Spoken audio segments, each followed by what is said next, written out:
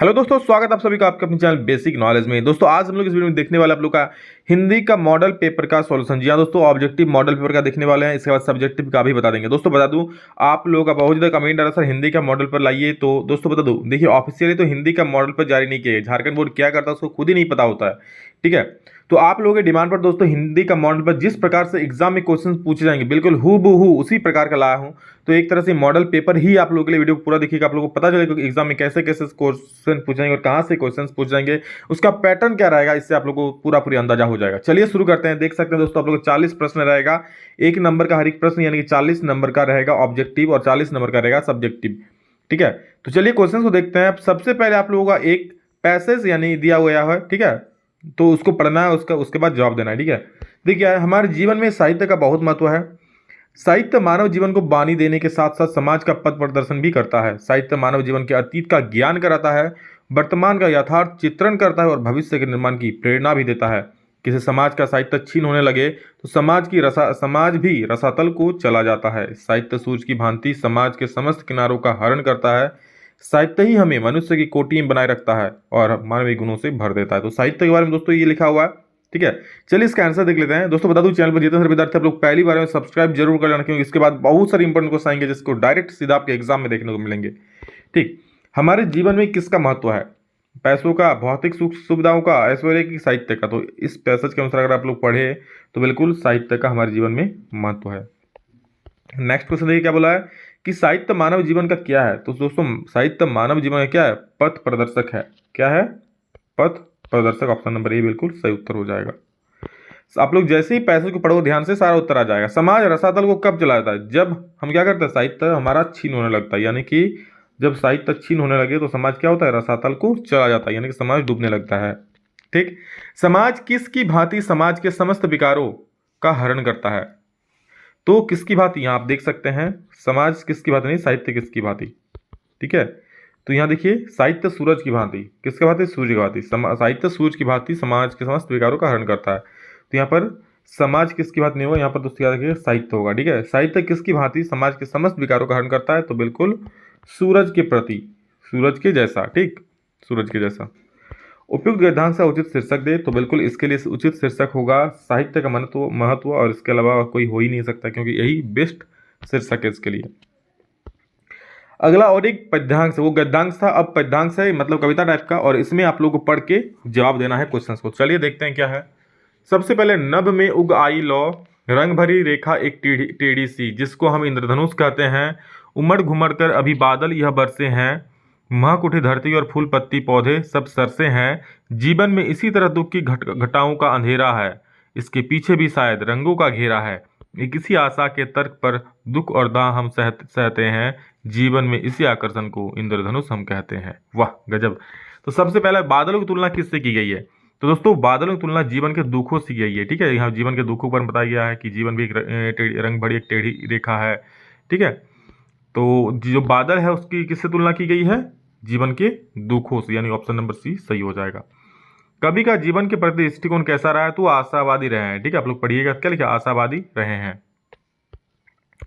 जीवन का इंद्रधनुष कैसे बनता है? तो जीवन का इंद्रधनुष कैसे बनता है? आप लोग यहाँ पढ़ोगे तो आप लोग को पता चल जाएगा, ठीक है। जीवन में इसी आकर्षण को, ठीक है, आशा के तर्क पर दुख और दाह हम सहते हैं। तो जीवन का इंद्रधनुष कैसे बनता है? आशा निराशा से, खट्टे मीठे फलों से, अनंत संघर्षों से, कि उपयुक्त सभी से। तो आशा और निराशा से, ठीक है। किससे बनता है जीवन का इंद्रधनुष?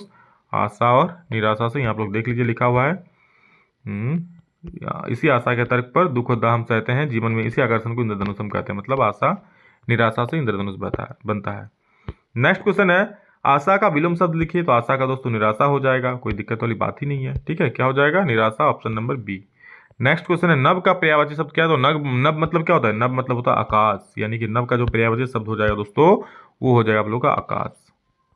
अगला सवाल है, चिड़िया आसमान में उड़ती है, इस वाक्य में कौन सी क्रिया है? तो चिड़िया आसमान में उड़ती, देखिए अकर्मक क्रिया, सकर्मक क्रिया, दो प्रकार से आप लोग पढ़ना है, अकर्मक सकर्मक दो ही पढ़ना है। तो पता कैसे करोगे? सबसे पहले सवाल पूछना, चिड़िया आसमान में उड़ती है, कोई सवाल हो रहा है, चिड़िया क्या उड़ती है, कोई सवाल का जवाब नहीं मिल रहा है। जैसे चिड़िया खाना खाती है तो क्या खाती है? खाना, तब जवाब मिल रहा है।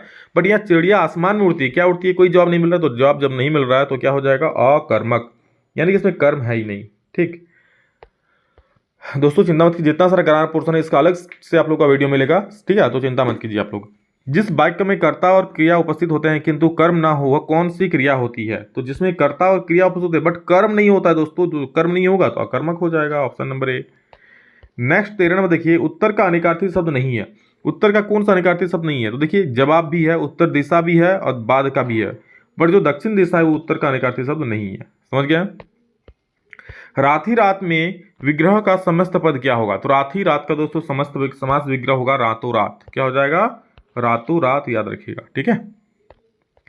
अगला सवाल, जिस समास में पहला पद अव्ययी और प्रधान होता है वहां कौन सा समास होता है? देखिए पहला पद अव्ययी और प्रधान होता है तो क्या हो जाएगा? इसका अव्ययी भाव समास हो जाएगा। पहला पद अव्ययी तो अव्ययी भाव समास हो जाएगा। Option number is the right answer.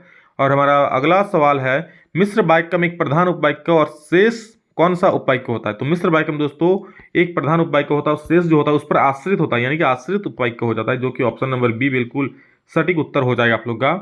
पहला प्रधान हो गया, दूसरा जो वाक्य रहेगा क्या? उस पर आश्रित रहता है, इसलिए वो आश्रित उपवाक्य हो गया। 17 नंबर सवाल है, राजा का महल राजमहल कौन सा समास है? दोस्तों ये जो जिस प्रकार का समास होता है ना, राजा का महल राजमहल, विद्या का मंदिर विद्या मंदिर, ठीक, तो ये सारे तत्पुरुष समास होते हैं, यानी कि ऑप्शन नंबर ए बिल्कुल आप लोग का सही उत्तर हो जाएगा, ठीक है। राजा का महल राजमहल, विद्या का मंदिर विद्या मंदिर, ठीक, तो ये तत्पुरुष समास हो जाएगा। अगला सवाल है, निम्न में से किस वाक्य में समुच्चय बोधक शब्द का प्रयोग हुआ है? ठीक है, मोहन और सोहन घनिष्ठ मित्र, वह हम मैच जीत गए। तो देखिए समुच्चय बोधक मतलब जब दो शब्दों को जोड़ करके कोई होता है, जो जोड़ के संयोग करके समुच्चय करके, तो यहाँ मोहन और सोहन घनिष्ठ मित्र, तो यहाँ और मतलब दो शब्दों को जोड़ रहा है, मोहन को और सोहन को जोड़ दे रहा है, तो यहाँ पर और का प्रयोग हुआ है, यानी कि ये हो जाएगा समुच्चय बोधक शब्द, ठीक है। ऑप्शन नंबर ए को मारिए गोली। चलो अब आगे खेलते हैं 19 नंबर का होली। बच्चे गीत गा रहे हैं, इस वाक्य में कौन सा वाच्य है? तो बच्चे गीत गा रहे हैं, ठीक है, बच्चे गीत गा रहे हैं, ये सिंपल सा वाक्य है, बच्चों के द्वारा गीत नहीं गाया जा रहा है, बच्चे गीत गा रहे हैं, सिंपल सा सेंटेंस है, तो कर्तृवाच्य हो जाएगा। अगर ऐसा होता कि बच्चों के द्वारा गीत गाया जा रहा है तब ये क्या होता है? तब ये कर्मवाच्य हो जाता, ठीक है, लेकिन ये बच्चे गीत गा रहे हैं तो कर्तृवाच्य हो गया। मजदूरों के द्वारा पेड़ काटा जा रही है, अब देखिए मजदूरों के द्वारा, किसके द्वारा? मजदूरों के द्वारा, मतलब उसे कर्म का पता चल रहा है, तो कर्मवाच्य हो जाएगा, ऑप्शन नंबर बी। अब खंड का दोस्तों पाठ्य पुस्तक है, तो चलिए उसको भी देख लेते हैं फटाफट से क्या क्या क्वेश्चन है। तो ये कविता दिया गया एक छोटा सा, तुम्हारी यह दंतुरित मुस्कान, धन्य तुम माँ भी तुम्हारी धन्य, चिर प्रवासी में इतर में अन्य, इस अतिथि से प्रिय तुम्हारा क्या संपर्क, क्या रहा संपर्क, अंगुलियानों की कराती है रही है मधुपर्क, मधुपर्क मतलब मधु खिलाती है, देखते तुम इधर नकन की मार और होती सबकी आंखें चार, तब तुम्हारी दंतुरित मुस्कान मुझे लगती बड़ी ही छविमान। तो देखिए क्या है, प्रस्तुत काव्यांश के कवि कौन है? ठीक है, तो दोस्तों दंतुरित मुस्कान के कवि कौन है? नागार्जुन साहब जी हैं, यानी कि इसका सही उत्तर हो जाएगा ऑप्शन नंबर सी, नागार्जुन। अगला सवाल है, दंतुरित का क्या अर्थ? दंतुरित यानी कि नए नए दांत, चमकीले दांत, यानी कि नए नए दांत हो जाएगा दंतुरित का अर्थ, ऑप्शन नंबर, अरे भाई साहब, ऑप्शन नंबर डी सही हो जाएगा, ठीक है, option number D. Next question है, माँ बच्चे को क्या कराती रही है? तो माँ बच्चे को दोस्तों मधु पर करा रही है, यानी कि उन्हें मधु खिला रही है, ऑप्शन नंबर सी सही हो जाएगा, ठीक है। क्या खिला रही है? मधु खिला रही है। अगला सवाल देखिएगा, कवि ने धन्य किसे कहा है? तो कवि ने दोस्तों माता और पुत्र को धन्य कहा है, धन्य है वो माँ, धन्य है पुत्र, तो माता और पुत्र को धन्य कहा है, ऑप्शन नंबर बी सही हो जाएगा। निर्देश दिया गया है कि निम्न प्रश्नों के सही विकल्प का चयन करो। देखिए बादल किस दिशा से आ रहा है? पूर्व दिशा से, पश्चिम दिशा से, उत्तर दिशा से कि अज्ञात दिशा से? बादल किस दिशा से आ रहा है? अज्ञात दिशा से आ रहे हैं, ठीक है, ऑप्शन नंबर डी बिल्कुल सही उत्तर हो जाएगा। नेक्स्ट क्वेश्चन है, कहीं सांस लेते हो घर घर भर देते हो, इस पंक्ति का अर्थ क्या है? यानी दोस्तों ये बुराई, कहीं सांस लेते हो घर घर भर देते हो, इस पंक्ति का अर्थ फागुन की हरियाली को महसूस करने से है, ठीक है, तो यहाँ क्या हो जाएगा? फागुन की हरियाली महसूस करना, ऑप्शन नंबर बी सही हो जाएगा। अगला सवाल है, सूर्यकांत त्रिपाठी निराला का जन्म कब हुआ? तो सूर्यकांत त्रिपाठी निराला का जन्म दोस्तों 1899 यानी कि 1899 ईस्वी में हुआ था। मर्यादा न लही, मर्यादा न लही के माध्यम से सूरदास की गोपियां, मर्यादा न लही होता, ठीक है, लही, मर्यादा न लही के माध्यम से सूरदास की गोपियां कौन सी मर्यादा न रहने, मर्यादा न रही, ठीक है, रही कर देना, मर्यादा न रही के माध्यम से सूरदास की गोपियां कौन सी मर्यादा न रहने की बात कह रही है? तो दोस्तों बोल रही है प्रेम की मर्यादा, ठीक है, प्रेम की मर्यादा न रहने की बात कह रही है यहाँ पर गोपियां श्री कृष्ण जी से। और एक गद्यांश है जो आप लोग पाठ को है बाल गोविंद भट्ट पाठ से है, इसको पढ़िए और अगला सवालों का जवाब दीजिए। देखिए क्या है, बाल गोविंद भगत की संगीत साधना का चरम उत्कर्ष उस दिन देखा गया जिस दिन उनका बेटा मरा। इकलौता बेटा था, वह कुछ सुस्त और बोधा सा था, किंतु इसी कारण बाल गोविंद भगत उसे और भी मानते। उनकी समझ में ऐसे आदमियों पर ही ज़्यादा नज़र रखनी चाहिए या प्यार करना चाहिए, क्योंकि यह निगरानी और मोहब्बत के ज़्यादा हकदार होते हैं। बड़ी साथ से उनकी शादी कराई थी। पतोहू बड़ी सुभग और सुशील मिली थी। घर की पूरी प्रबंधिका बनकर भगत को बहुत कुछ दुनियादारी से निवृत्त कर दिया था। तो देखो अब क्वेश्चन क्या है। बेटे की मरने पर बाल गोविंद भगत क्या कर रहे थे? तो गाना गा रहे थे। ठीक है, क्या कर रहे थे? गा रहे थे। तो ऑप्शन नंबर बी सही हो जाएगा। अगला सवाल है, भगत जी का बेटा कैसा था? तो वो सुस्त और बोधा सा था। ठीक है, कैसा था? क्वेश्चन आप लोग पैसे पढ़िए, गद्यांश पता चल जाएगा। सुस्त और बोधा सा था। भगत जी की पोतोहू कैसी थी? तो वो दोस्तों सुभग सुशील होने के साथ साथ घर की पूरी प्रबंधिका थी। यानी कि ऑप्शन नंबर सी आप लोग का सही हो जाएगा। बोधा का क्या अर्थ होता है दोस्तों? बोधा का अर्थ होता है कम बुद्धि वाला। क्या होता है? कम बुद्धि वाला होता है बोधा का अर्थ। अगला सवाल है दोस्तों, नेताजी का चश्मा पाठ में पानवाला किस तरह का व्यक्ति था? तो दोस्तों पानवाला जो था वो एक मोटा, हंसमुख और खुशमिजाज व्यक्ति था। तो ऑप्शन नंबर डी बिल्कुल सही उत्तर हो जाएगा। नेक्स्ट क्वेश्चन हमारा है 34 नंबर, नेताजी का चश्मा पाठ में नेताजी की प्रतिमा किस चीज की बनी थी? तो दोस्तों ये संगमरमर के पत्थर की बनी थी। तो ऑप्शन नंबर आप लोगों का जो है वो बी नंबर बिल्कुल सही हो जाएगा, संगमरमर की पत्थर का। नेताजी की मूर्ति पर चश्मा कौन बदलता था? तो दोस्तों नेताजी की जो मूर्ति है उस पर चश्मा कौन बदलता था? कैप्टन साहब, यानी कैप्टन बदलता था। अगला सवाल है, नेताजी का चश्मा पाठ के लेखक कौन है? तो दोस्तों उसके लेखक है स्वयं प्रकाश। या देखिए स्वयं प्रकाश नेताजी के पाठ का लेखक है। दोस्तों एक कवि पर भी आता है कि इस कविता के कवि कौन है, तो आप लोगों को मैं टिक से याद दिलवा दूंगा, याद करा दूंगा, अभी चिंता मत कीजिए। अगला दोस्तों और एक पद गद्यांश उसको पढ़ लीजिएगा और उसका उत्तर दीजिएगा कि माता का आंचल कहानी के लेखक कौन है? तो दोस्तों माता का आंचल कहानी के लेखक जो है वो है शिवपूजन सहाय, यानी कि ऑप्शन नंबर बी बिल्कुल सही उत्तर हो जाएगा।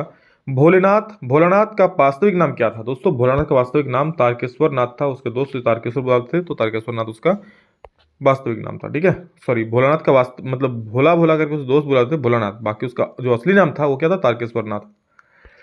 लीलार शब्द का क्या मतलब है? तो दोस्तों लीलार मतलब होता है ललाट, गला जो होता है वो लीलार होता है। भोलेनाथ के सिर में क्या थी? तो दोस्तों भोलेनाथ के सिर में लंबी लंबी जड़ाएं थी। ऑप्शन नंबर सी बिल्कुल सही हो जाएगा। तो दोस्तों यहाँ पर आप लोग 40 ऑब्जेक्टिव समाप्त होता है, जो आप लोग एग्जाम के लिए काफी महत्वपूर्ण है, और इससे आप लोग एग्जाम का पैटर्न भी पता चल जाएगा किस किस प्रकार के क्वेश्चन पूछे जाएंगे। तो सभी को शेयर कर दीजिए, सभी को पता चले। ठीक है, चलिए तो love you all, thank you, love you, फिर नेक्स्ट वीडियो में जल्दी। तो जय हिंद, वंदे मातरम।